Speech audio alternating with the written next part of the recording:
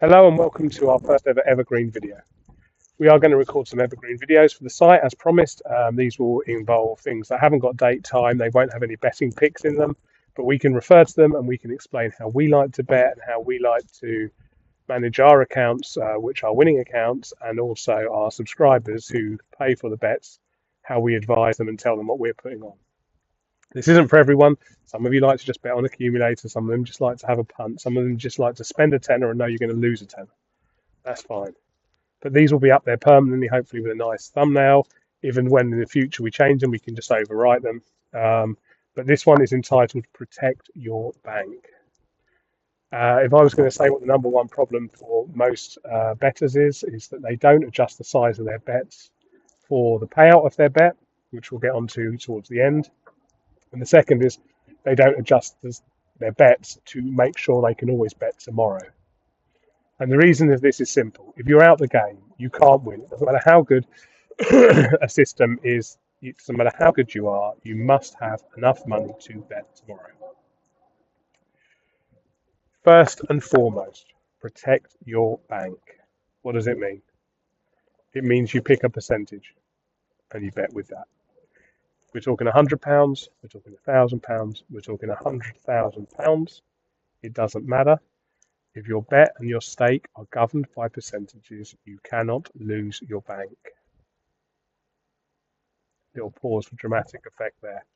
So, for example, I have £200 in my bank, and I have decided that my stake will always be 10% of my bank.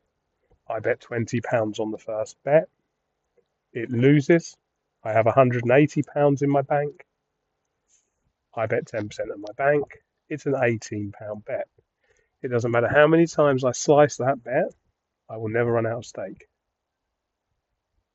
Okay, that's point one. Point two is what is a reasonable percentage of your bank? Now, this is obviously subjective. It's obviously entirely up to you. But I personally have been betting for years. I'm 53 years old, and since the age of 18, I've had successful betting accounts and successful strategies with multiple sharps and discount bookies, mostly the discount ones until I'm closed. But the sharps, the spread betting firms, it is simple for me. I never bet more than 5% of my bank. Now, it should be stated here that the 5% limit for me is because every single one of my bets is effectively a double or quits bet. So I can have level stakes because I've got level returns. So, for example, if I've got £100 in my account, I would have a £5 bet. I would try and make sure it's evens or just better than evens. So if I bet £5, I win £5. As long as I win more bets than I lose, my account will forever win and my stakes will get bigger. It doesn't matter whether I start on £100 because I will finish on infinity.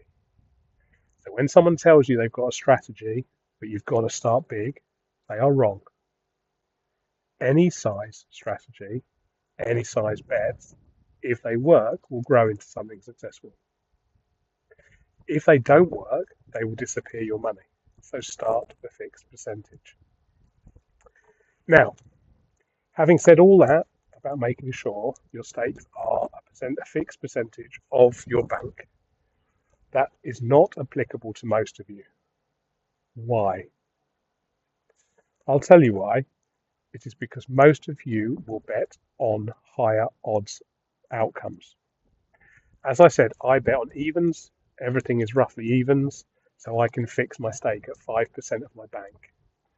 Most of you bet some money on evens, but some might be a 10-to-1 horse. Some might be a 4-to-1 football match or first person to score. It doesn't matter, but you're betting on a variety of odds. If you're betting on a variety of odds, you need to get out of your head the idea that you use a fixed stake. What you need to fix is the return. So if you aim to only bet 5% of your bank, it needs to be the return that equates to 5%. So to put this simply as a worked example, if I've got £100 in my bank, my stake is £5, 5%. If I was betting on an evens bet, this would be £5 bet on evens to return £5. And if I was only ever betting on evens bets, I could do that all the time. But if I suddenly wanted to go out on a limb and put on a 10-to-1 horse running at Ascot this weekend, except in this weather it'd be Cheltenham, I need to bet 50p to win £5. Okay? And the reason we must do this is if we use level stakes as a percentage, it means we will be putting level money on our highest risk bets, and that is incorrect.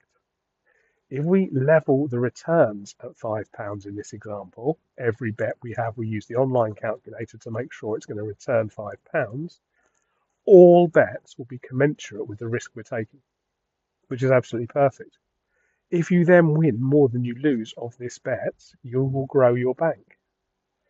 And of course, you still get rewarded for the 10-to-1 shot because you only put 50p on it. Whereas the even shot that I'm betting on, I put £5 on. And as long as you can win more than 1 in 10 of those 50p bets, your system will work just like my system at evens works. So that is how we do it. So that's staking, 5% as the target return, in my case evens. But let's just think about what else I do that's different to what you do. I am effectively portfolio betting. By portfolio betting, I mean on every day in the calendar that I put on a raft of bets, all at evens, I'm trying to bet on as many outcomes as I have leans for and as I have outright bets for, which I give you in those daily videos. And the reason for this is simple. As I said, I'm trying to return evens money on my bets and win more than 50% of them.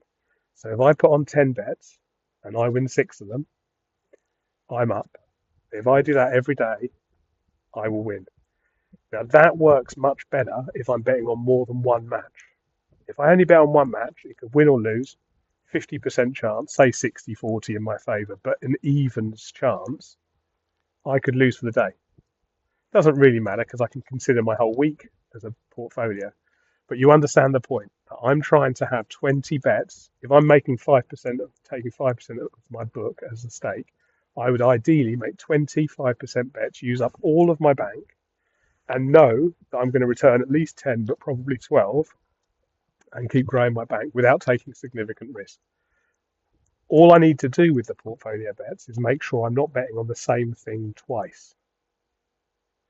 So hedging by betting on multiple things and having lots in a portfolio only works if those events are mutually exclusive. So, for example, a bet on the number of goals in Chelsea's game and the supremacy in the Liverpool game are mutually exclusive. But if you bet on there being over 3.5 goals in the Liverpool game, and you also bet on Liverpool to win by 2, those two bets are the same. They're not exactly the same, but if you lose one, you will probably lose both. So you've effectively bet 10% of your kitty on one bet, and that's not how it works. So just be careful.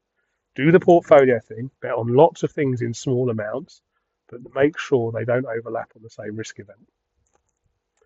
And the last point I wanted to make is liquidity, as we are trying to protect our bank here. I prefer betting on things with the outcome today. And the reason for this is I might want to use my money to bet on something tomorrow. I can find you opportunities with a 9-month, 12-month, 2-year outcome. No problem. Bet on who's going to come in the top 4 in the Premier League. Bet on who's going to come in the top 8 in the World Cup. They're fine, but when I've made that bet, even if I'm right and I'm waiting for it to improve so I can trade out of it, I cannot use that money for anything else. So I have effectively lowered my bank. The way I do this is if I make a bet on Chelsea coming in the top 2 in the Premier League at the start of the season, when I next calculate my 5% to make my bet, I'm only taking off 5% after that bet. But here's the point. The point is that not only have I removed that 5% of my money from my kitty, so that now all of my subsequent bets are slightly lower because I made that bet, but because I capped myself at 5% on each bet, my Chelsea bet, even if it comes in after 9 months, isn't going to tip the balance on a good week. It's the same as a bet today. So I don't want to lose liquidity. So I don't bet anti-post, long-term, whatever you want to call it. And it's as simple as that for me. I want to turn my account over as many times as I can in a portfolio style on even money, even stake bets. Therefore, I do not want anything that makes my bank smaller. And betting in advance on long-term things makes my bank smaller. Anyway, that's it for the first Evergreen video. Protect your bank. It is the only rule. There's golden rules, there's top 10 rules, there's things you do for fun. But be serious here. The only rule is having a bank tomorrow. We'll be back with a new Evergreen video soon, and enjoy. And this week the football starts back, so we'll see you soon for some daily picks.